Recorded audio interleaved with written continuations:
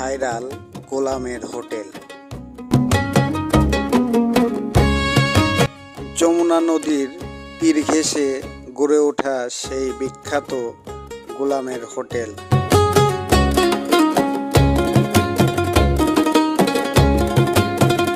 বন্ধুরা, আমি আপনাদের লোকাল হিরো আজকে চলে আসছি সিরাজগঞ্জ জেলার এনায়েতপুরে সেই বিখ্যাত গোলামের হোটেলে খাইতে।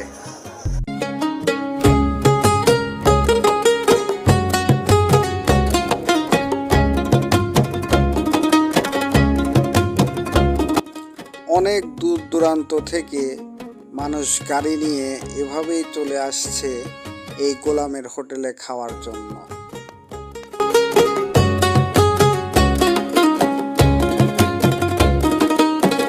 হোটেলে ঢুকতেই দেখি রোডের পাশে এভাবেই মনকে মন খড়ি সাজিয়ে রাখছে, আর তার পাশেই চলছে রান্নাবান্নার বিশাল এক আয়োজন।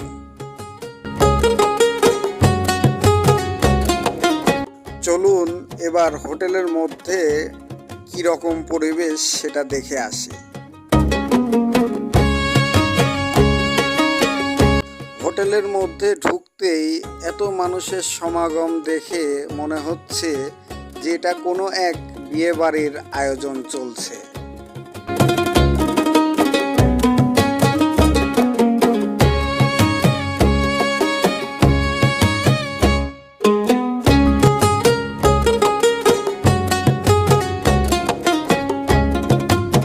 এটা হচ্ছে হোটেলের মধ্যেকার পরিবেশ।